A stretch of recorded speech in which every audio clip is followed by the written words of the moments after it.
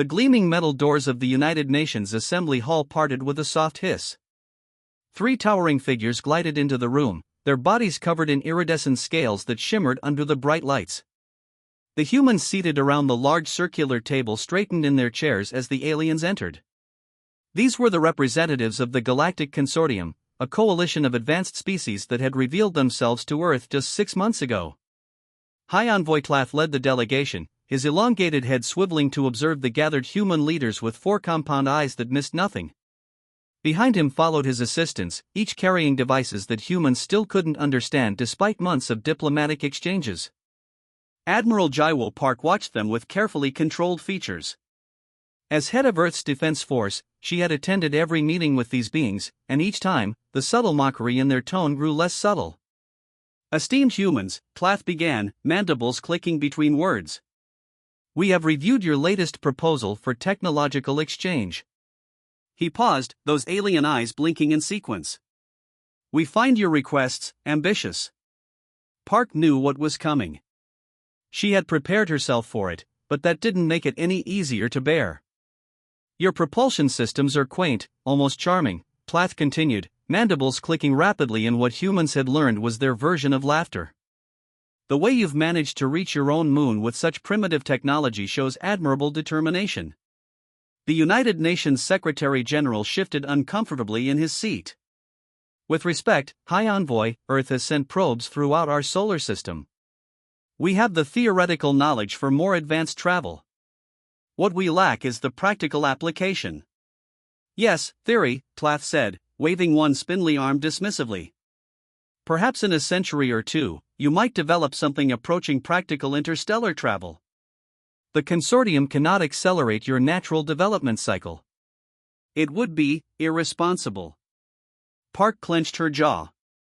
The aliens always spoke this way, as if humans were clever children to be patted on the head for their efforts but not taken seriously. "Our application to join the consortium," Park said, keeping her voice level. "Has the council reached a decision?" Tlath's mandibles clicked rapidly. "Your application was considered, Admiral Park. The council has determined that Earth is not yet ready for membership. Your technological maturity is insufficient." The alien touched a device on his wrist, and a holographic display filled the center of the room, a map of technologies arranged in tiers. Earth's achievements barely registered on the lowest levels.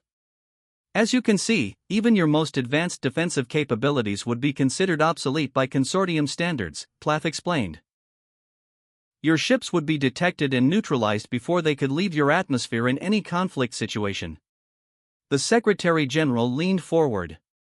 "We understand our limitations, which is why we seek alliance and protection." "Protection we provide freely," Tlath responded. "But membership requires contribution.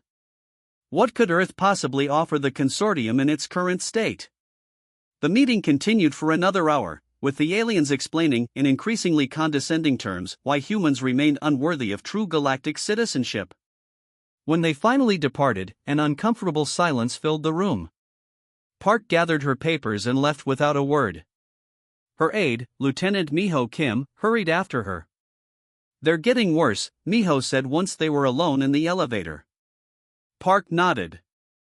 "They don't see us as equals. They never will, not unless something changes."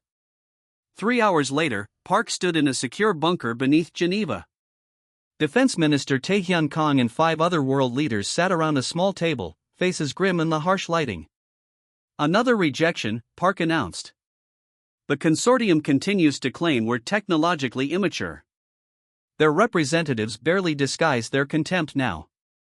Minister Kong sighed. "Perhaps it's time."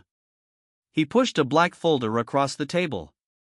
The label simply read Project Phantom in red letters. "Are we certain it works?" asked the American president. "The final tests were completed last week," Kong replied. "It works. Better than we anticipated." Park opened the folder. Inside were photos of a sleek black vessel unlike any spacecraft publicly acknowledged by any nation. Its hull seemed to absorb light rather than reflect it. "If the consortium knew what we've accomplished in secret," Kong began. "They would be less quick to dismiss us," Park finished. But revealing Phantom now might be premature. The discussion continued late into the night. Unknown to them, at that very moment, consortium sensors detected unusual energy readings from beyond their borders. The predatory Drazari fleet had begun to move, and Earth lay directly in its path. In an underground facility beneath Antarctic ice, Captain Hyunwoo Lee received notification of his new assignment. Project Phantom would soon move from testing to deployment, and humanity's place among the stars would never be the same. Captain Hyunwoo Lee stood in the observation deck, staring at the sleek black vessel suspended in the massive underground hangar. Even looking directly at it, parts of the ship seemed to fade into nothingness, the quantum phase camouflage already partially active even at rest. The ship was unlike anything humans had publicly acknowledged creating. "Beautiful, isn't she?" asked Chief Engineer Myung Choi, joining him at the rail. Her dark hair was pulled back in a practical ponytail, and smudges of graphene compound stained her fingers. "Hard to believe we've kept her secret this long," Lee replied. The EDF Phantom represented the pinnacle of human achievement, a starship not only invisible to conventional detection but capable of slipping between the very fabric of spacetime itself. For 10 years, the brightest minds from 12 nations had worked in this facility buried deep beneath the Antarctic ice, far from prying alien eyes. "The consortium thinks we're still playing with chemical rockets," Myung said with a small smile. "If they knew what we've really accomplished." Lee nodded. "That's exactly why they can't know. Not yet." The project had begun shortly after first contact with the Galactic Consortium. While diplomatic relations were established publicly, world leaders had secretly agreed that humanity needed insurance. The aliens' technology was centuries beyond Earth's acknowledged capabilities, and their attitudes had grown increasingly patronizing over time. Lee checked his watch. "The crew should be arriving soon. Are the final system checks complete?" "Just finished the quantum displacement field calibration," Myung replied. "We're at 99.8% efficiency. No ship in the known galaxy could detect us now." The hangar door slid open, and a group of 20 people entered. They wore simple blue uniforms without insignia or rank, the crew of the Phantom, selected from military and scientific institutions worldwide for their skills and absolute discretion. Captain on deck, called Jae-hyun Seo, the ship's tactical officer. Lee waved away the formality. "At ease. We'll have time for protocols later. For now, I'd like all of you to meet your new home." As the crew gazed up at the vessel, Lee studied their faces. Each had been told only that they were joining a classified space program. None had known the true scope of Project Phantom until now. "It doesn't look real," whispered Doyen Park, the navigation specialist. "Parts of it seem to vanish when I look directly at them." "Quantum phase technology," Myung explained. "The hull exists partially in normal space and partially in subspace. That's what makes it undetectable." Lieutenant Subin Han, the communications officer, stepped forward. "Sir, is it true what they're saying? That we'll be the first humans to test true faster-than-light travel?" Lee nodded. "The Phantom doesn't just hide from sensors. It can slip through the fabric of spacetime itself. Where conventional ships must push against space, we simply step sideways through it." The tour of the ship took nearly 2 hours. The Phantom's interior was sparse but elegant, with systems far more advanced than anything in public use on Earth. The bridge was a marvel of holographic interfaces and neural link controls. "How long have we been building this?" asked Seo Jun Kim, the ship's doctor. 10 years, Lee replied. "Ever since we realized the consortium wasn't going to share their technology willingly." As the crew settled into their quarters, Lee retreated to his new office aboard the Phantom. The small room contained a desk, a narrow bed, and little else. A message was waiting on his secure terminal. "Captain Lee, report to Command Center immediately. Priority Alpha." 5 minutes later, Lee stood before Admiral Park in the facility's command center. Her face was grim. "We have a situation," she announced. "Our deep space monitoring stations have detected unusual activity at the edge of the solar system. The consortium's border defenses appear to be failing." She pulled up a holographic display showing energy readings and debris patterns. The Drazari have broken through the consortium's defenses, Park continued. Earth is now in their path. Lee had heard rumors about the Drazari, a predatory species that had been contained at the consortium's borders for centuries. They were said to consume all resources in their path, leaving dead worlds behind. How long do we have? Lee asked. 3 days, maybe 4 before their advance fleet reaches Earth orbit, Park replied. The consortium representatives are already preparing to evacuate. Lee looked through the viewing window at the Phantom. She's ready for testing, but combat deployment. We don't have a choice, Park said firmly. No other ship we have could even approach the Drazari fleet without being destroyed instantly. And my orders? Admiral Park handed him a sealed envelope. Inside is your mission. The Phantom will deploy tomorrow at 0600. Officially, this ship does not exist, Captain. No one will know if you succeed. Or if we fail, Lee finished. He saluted sharply, then turned to prepare his crew. Tomorrow, humanity's greatest secret would face its greatest test, and no one beyond this facility would even know it happened. The consortium ambassadors huddled together at the far end of the United Nations chamber, their once proud postures now hunched with worry. High Envoy Tlath's iridescent scales had dulled to a sickly gray, a physical manifestation of the stress affecting his species. The arrogance that had defined previous meetings was gone, replaced by barely concealed panic. Admiral Jaiwo Park entered the room flanked by 2 security officers. She noted the change in the alien's demeanor with grim satisfaction, though she took no pleasure in the circumstances that had caused it. Admiral Park, Tlath said, his voice lacking its usual condescension. We must speak urgently about the approaching threat. Park nodded. The Drazari. We've detected their fleet at the edge of our solar system. Tlath's 4 eyes blinked rapidly in surprise. Your detection capabilities are more advanced than we realized. There are many things about Earth you've underestimated, Park replied evenly. The alien diplomat's mandibles clicked nervously. The Drazari consume all in their path. They strip planets of resources and leave nothing behind. We must evacuate our delegation immediately. Park studied the being who had, just days ago, dismissed humans as primitive creatures barely worth diplomatic consideration. Perhaps Earth might offer assistance, she suggested. Tlath's compound eyes blinked rapidly. With respect, Admiral, your military capabilities would be insufficient. The Drazari have already overwhelmed 3 consortium defense fleets with technology far beyond your own. I see, Park said, keeping her expression neutral.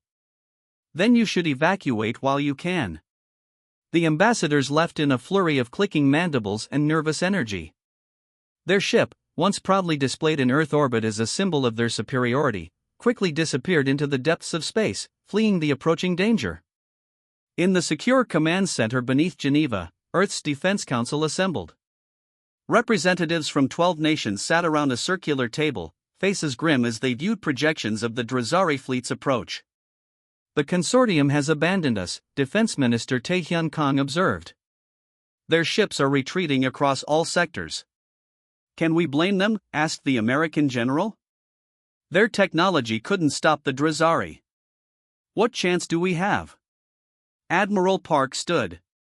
We have the Phantom. The room fell silent.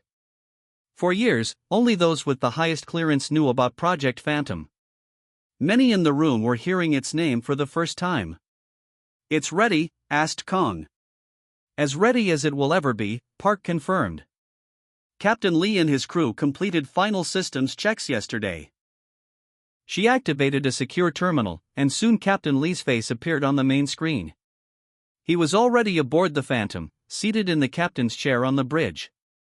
Captain, the Defense Council is assembled, Park said. Please report your status. Phantom is at full operational capacity, Admiral, Lee replied. Crew is prepared for deployment. Park nodded. The situation has accelerated. The Drazari fleet will reach Earth in approximately 36 hours. Their advanced scouts may arrive sooner. On the screen, Lee's expression remained composed, but Park could see the tension in his shoulders. We've analyzed their approach pattern, Park continued.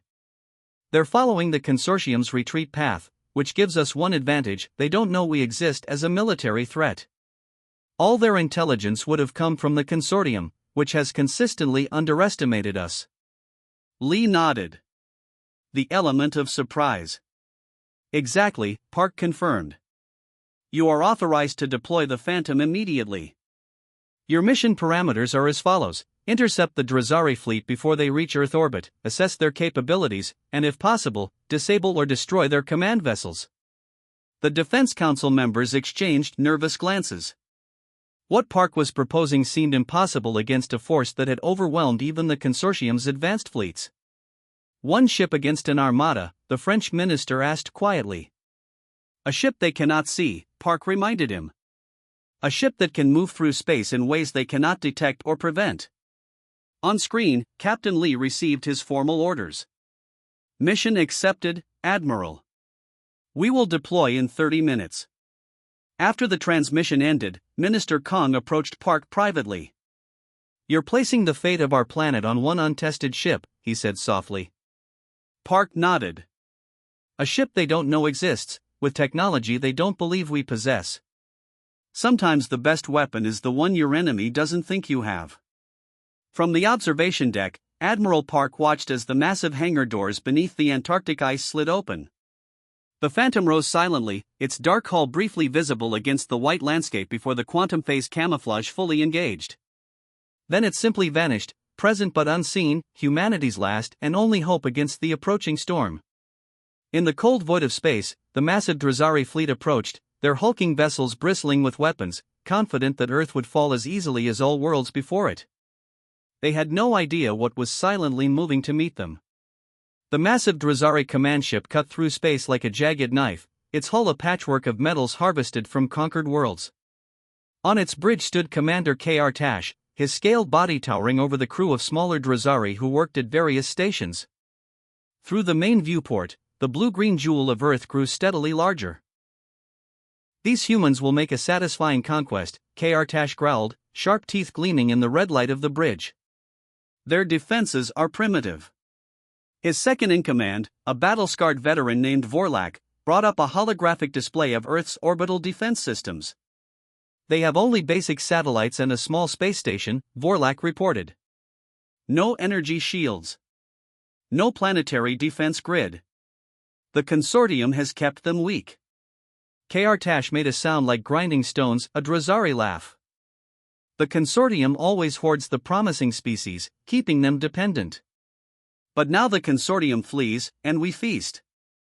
Unknown to the Drazari, not far from their command vessel, space itself seemed to ripple slightly as the Phantom glided silently between enemy ships. On its bridge, Captain Hyunwoo Lee and his crew worked in near silence, the tension palpable in the recycled air. Holding position between their third and fourth battle groups, reported Navigator Doyen Park, her hands steady on the neural interface controls. Quantum phase cloak at full strength. They have no idea we're here. Lee nodded, studying the tactical display showing the enormous Drazari fleet, over 200 vessels arranged in a predatory formation. The Phantom, represented by a small blue dot, moved among them like a ghost. Their communications are mostly encrypted, said Lieutenant Sabine Han from the communications station. But I'm picking up enough to understand their plan. They intend to begin bombardment of our major cities in approximately 2 hours. Lee's face hardened. We won't give them the chance. Tactical, are the antimatter charges ready? Tactical Officer Jae-hyun Seo looked up from his station. All 20 charges primed and ready for deployment, Captain.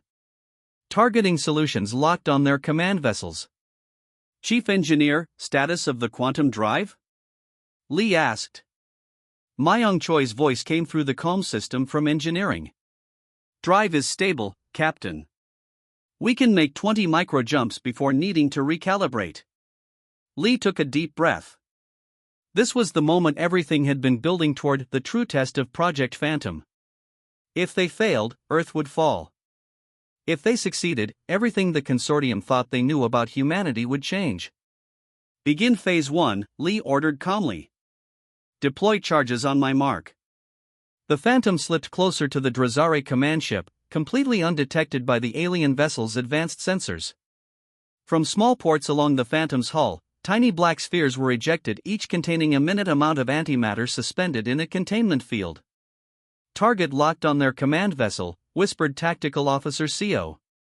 "Secondary targets acquired. All charges in position. Deploy antimatter charges," ordered Captain Lee. "Synchronize detonation with secondary targets." CO's fingers danced across his console. Charges deployed. Detonation in 3, 2, 1. Across the Drazari fleet, silent explosions bloomed in perfect synchronization. The command ship's bridge erupted in chaos as systems failed and alarms blared. Tash was thrown to the floor as the ship shuddered violently. "What is happening?" he roared, pulling himself up. "Where did that attack come from?" "Unknown, Commander," cried Vorlak. "No enemy vessels detected." Before Tash could respond, another series of explosions tore through the fleet. 5 more capital ships went dark, their power cores destabilized by precisely placed antimatter charges. On the Phantom's bridge, Lee watched the confusion spread through the enemy fleet. Ships began firing randomly into space, hoping to hit an invisible attacker. "They're shooting blindly," reported CO with grim satisfaction. "Not a single weapon has locked onto our position." Lee nodded. "Begin Phase 2. Target their secondary command vessels." The Phantom executed a series of rapid microjumps, appearing briefly in normal space just long enough to deploy more charges before phasing out again. To any observer, it would seem as if the Drazari ships were being attacked by an invisible force, explosions erupting from nowhere. "What trickery is this?" roared Tash, his command ship now listing to one side, life support failing. "No species has this technology. Not even the consortium." In the center of the chaotic Drazari formation, space rippled and distorted. Slowly, the Phantom decloaked, its black hull absorbing the light from nearby explosions. It hovered there, weapons hot, a predator finally revealing itself. On the Drazari command ship, Tash stared at the small human vessel in disbelief. "Impossible." His transmission cut to static as another antimatter charge detonated, severing the command ship's power core from its bridge. Captain Lee stood on the Phantom's bridge, watching as the once mighty Drazari fleet fell into disarray. "Send the message," he ordered. Lieutenant Han opened a channel on all frequencies, broadcasting in the Drazari language. "This is Captain Hyunwoo Lee of the Earth Defense Force. You have entered protected space. You have 1 hour to retreat, or we will continue our demonstration." The surviving Drazari vessels scattered in disarray, their formation broken, their confidence shattered.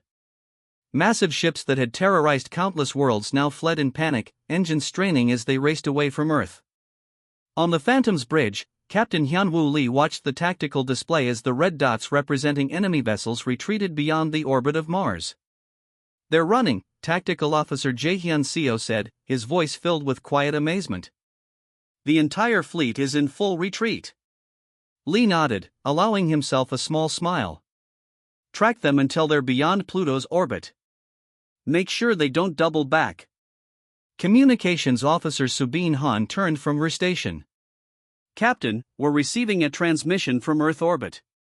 It's the consortium diplomatic vessel." Lee raised an eyebrow. "I thought they evacuated." "Apparently they didn't go far," Han replied. "They're requesting to speak with the captain of the unknown Earth vessel.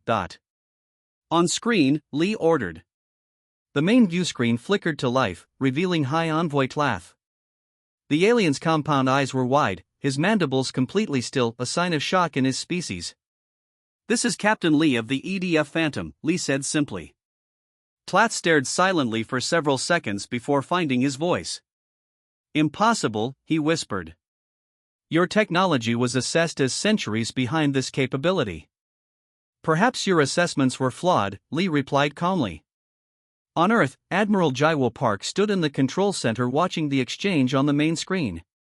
Around her, the Defense Council members watched in stunned silence as the consortium ambassador, once so condescending, struggled to comprehend what he was seeing. The Phantom is returning to Earth orbit, reported a technician. The Drazari fleet continues to retreat. Park nodded. Prepare for the captain's debriefing. And informed the UN Secretary General that we'll need to arrange a new meeting with the consortium. 3 days later, the United Nations chamber was filled to capacity. Representatives from every nation on Earth gathered to witness a historic moment. At the center of the room stood Admiral Park and Captain Lee, still wearing his Phantom uniform. Facing them were not just High Envoy Tlath but a full delegation of senior consortium representatives who had arrived by emergency transport. The Grand Arbiter of the consortium, a being of translucent crystal rarely seen outside their home systems, floated forward. When it spoke, its voice resonated like glass bells. For the first time in 8,000 cycles, the consortium must acknowledge an error in judgment, the Arbiter announced. Humanity's technological development was gravely underestimated. Admiral Park stepped forward. The Phantom project was developed in secret because of the consortium's refusal to treat us as equals. We knew we needed to protect ourselves.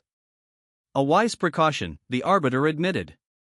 One that saved not only your world but possibly many consortium worlds as well. The Drazari fleet you defeated was but the first wave of a larger invasion force. Tlath's mandibles clicked nervously. We have analyzed the technology of your vessel. The quantum phase cloaking alone is beyond what most consortium species have achieved. And your method of moving through spacetime. We took a different approach to space travel, Captain Lee explained. Instead of pushing against space, we stepped through it. The Arbiter's crystalline form shimmered with what appeared to be excitement. Within a week, Earth has received a formal invitation to join the Galactic Consortium with immediate full membership privileges. The Arbiter handed over a small crystal that glowed with internal light. This is a founder's token, the Arbiter explained. It grants humanity the status of a founding species, with all rights and privileges thereof. Only 12 have ever been issued in the consortium's history. As the human delegates broke into applause, Park exchanged a meaningful glance with Lee. They had achieved in 1 week what diplomatic efforts couldn't accomplish in years.